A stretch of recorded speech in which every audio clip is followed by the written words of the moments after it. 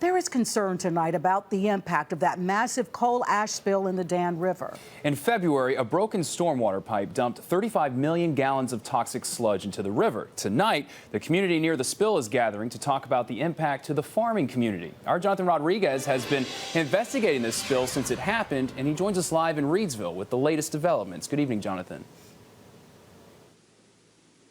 Good evening, Sean. I'll tell you, there really is a lot of concern among these farmers. They are still here meeting. The meeting is underway right now. It started about 6 and still going on. So you can see there is a lot of questions. This was organized by the Dan River Basin Association. This group has really been working with these community members to talk about what are the lasting impacts that they're going to see from this spill. They estimate about 70 miles of the Dan River was contaminated, and a lot of up and down that river is farmland.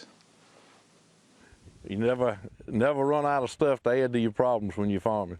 It's been a tough winter for farmers like Jerry Apple, but he never imagined his biggest concern would be as simple as water. Just depend on the river to furnish the water, which we've always had plenty, never had a problem, but this year it's kind of up in the air, we're not sure. Here he grows a little over 200 acres of corn on a plot settled right along the Dan River, and he's one of dozens of farmers and livestock owners who are waiting for answers. There's a lot of unknowns. Their land sits just downstream from the Dan River steam station outside of Eden, where tens of thousands of tons of coal ash spilled into the water, the very water they pump directly onto their crops.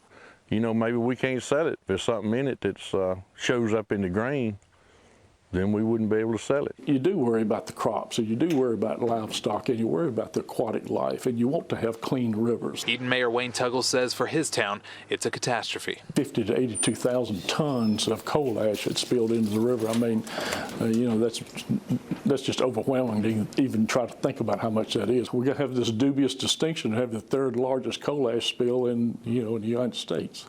And that's not the distinction that you want. Hopefully it's gone on down the river and not going to be a problem, but you know, we don't know that. For farmers like Jerry, it's more than just expensive crop. We plan to pay for this farm with what we grow on it, and if we can't grow anything, we can't pay anything. And with planting season just weeks away, the clock is ticking.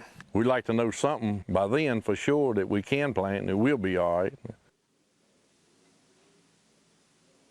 Now, there are several organizations who are doing testing. Duke themselves, along with NC State. One of the topics in the meeting here is when are we going to see those results? They say it could be as soon as next week. Guys, back to you. All right, Jonathan Rodriguez keeping us on top of it. Jonathan, thank you.